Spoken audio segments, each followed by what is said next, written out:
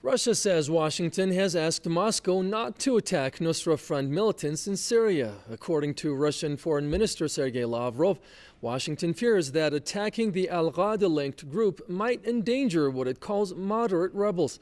Lavrov said that fighting Nusra and Daesh should be a top priority in Syria. The two groups are excluded from a ceasefire deal reached between Russia and the U.S. in late February.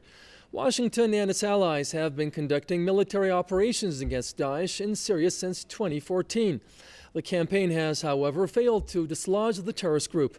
In September 2015, Russia launched an air campaign against Daesh and other terrorist groups in Syria upon a request by the government in Damascus.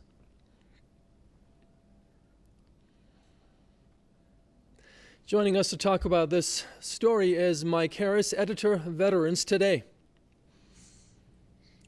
Good afternoon. Good afternoon, Mr. Harris.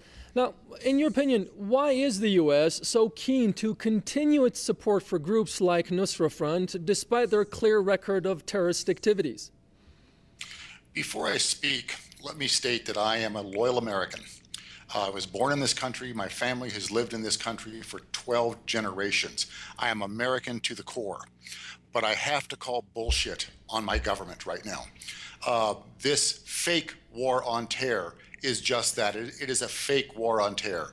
This is a creation of military and intelligence agencies is the whole impetus behind al-Qaeda and behind ISIS, behind Daesh.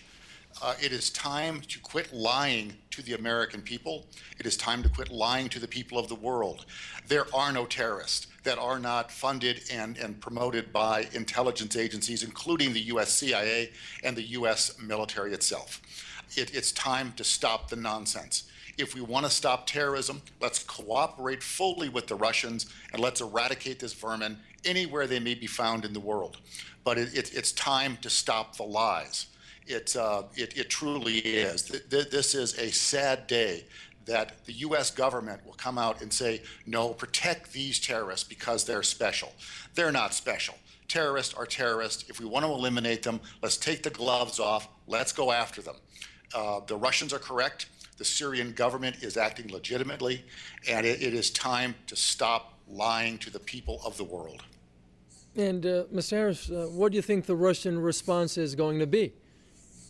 I think the Russians should say, damn the torpedoes, full speed ahead. We're going to eliminate terrorism wherever we find it, which is what the U.S. position should be.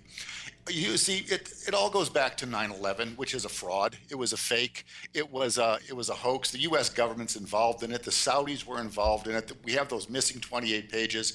Israel was involved in it. It's time to start telling the truth and bringing these things to bear. The Russians have got it right. You know, they really do.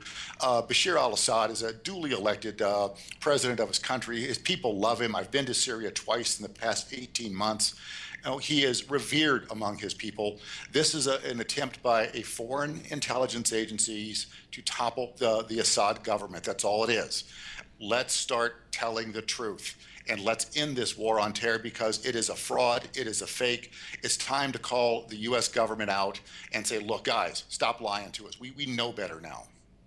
Very briefly, Mr. Harris, in your opinion, what are the American priorities at the moment in Syria and remaining in Syria on the ground, if not fighting the terrorists? Well, the American priorities are to topple the Assad government. That's what it's been. That's what it's been since day one. The truth is coming out. You look at that poor excuse for a man, David Petraeus, came out and said that we were going to have these things happen if we withdrew from Iraq. You know, what the U.S. has done in the Middle East, to Iraq, to Syria, it is crimes against humanity. The perpetrators need to be prosecuted. It's time for the U.S. to clean up its act. It's time to stop lying to the people of the world about the war on terror.